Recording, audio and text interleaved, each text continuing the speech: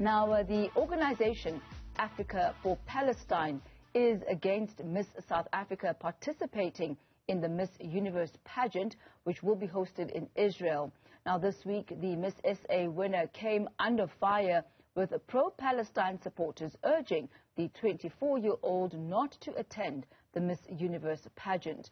Now, to tell us more about Africa for Palestine and their stance, I'm joined by Bram Hanekom. He is Africa for Palestine board member. Mr. Hanekom, thank you for your time today. So give us the reasons why you as an organization want and believe that Miss South Africa should pull out of the Miss Universe pageant. Well, we're joining the calls that were made by Chief Mandla Mandela and several other organizations, not just pro-Palestine organizations, but COSATU and many other organizations that represent a variety of human rights, are very, very clear that what is happening in Palestine, the occupations, the settlements, the human rights violations, the complete apartheid policies that are in place necessitate for Miss South Africa not.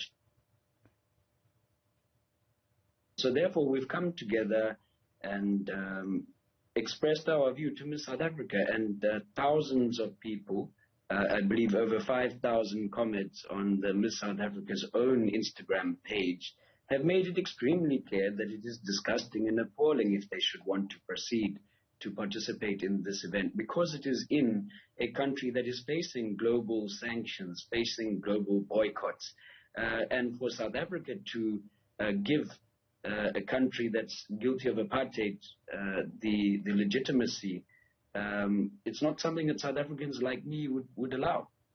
And what is your view on South African countries who are trading with Israel and who even have business representation in Israel? What is your stance towards them?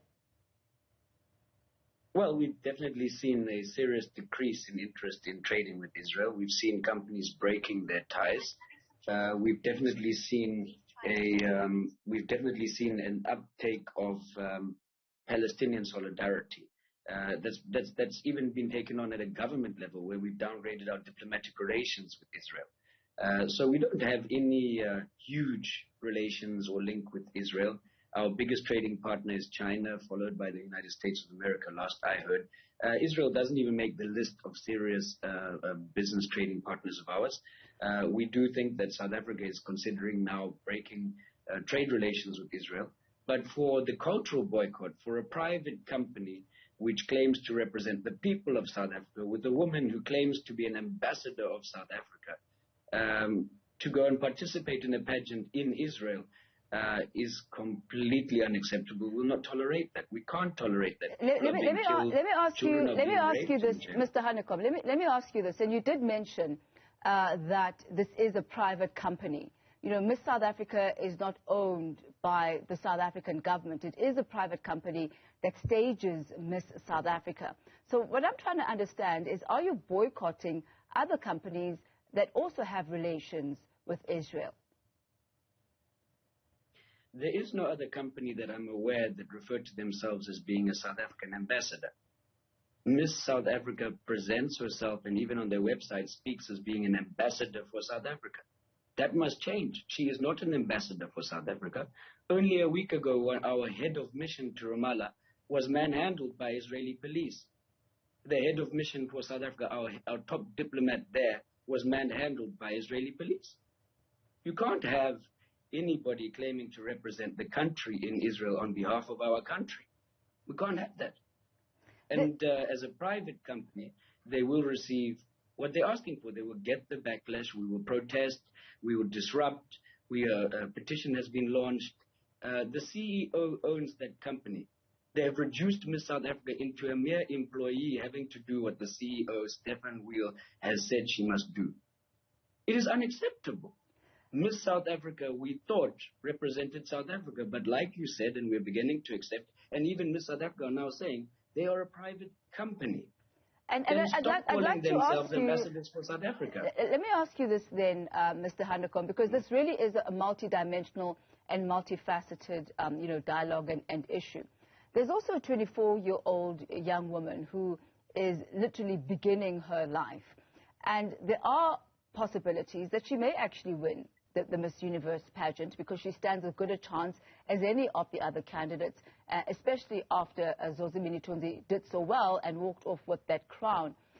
Would her not participating and even giving herself a shot at that opportunity not then disadvantage her and whatever prospects may have laid in store for her, her future and her advancement? If she wants to go as an independent candidate for her own backpack, then so be it. But the people of South Africa, in their huge numbers, have indicated we do not want to be represented there. Our national government has downgraded relations. We don't currently have an ambassador from South Africa in Israel.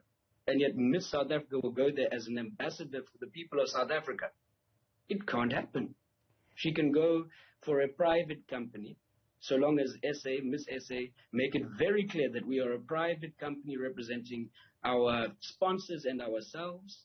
We're in communication with some of their sponsors as well who are not happy because it is a disgrace. And what impact, Mr. Hanekom? Okay, give me an opportunity so we can both. Yeah, thank you. So we can both talk. Sorry about that. No problem. So, what impact do you believe Miss South Africa not participating in the Miss Universe pageant in Israel will actually have on the Palestine-Israel dynamics? Do you believe that Miss South Africa's withdrawal from the pageant will actually go a long way in somehow changing those political dynamics? Massively, massively. She is a South African. She represents a country or she doesn't. If she represents a country and our country withdraw, then it is massive. If she represents a private company and clarifies that she's not representing South Africa, she's not representing us, doesn't represent me, then she may do so in her own individual capacity.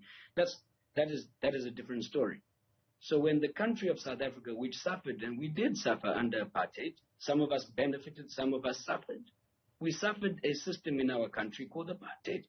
And because of how revoltingly against human rights and equality the system was, the global community gradually and eventually entirely sanctioned and refused to play sport and participate in our beauty pageants.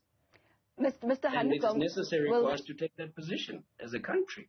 Mr. Hanekom, yes, thank you very much for your time. We have exceeded the allocation that we have, but I think your points well articulated. You've gone through all of them, but thank you so much for joining us this afternoon. That's Bram Hanekom, Africa for Palestine board member.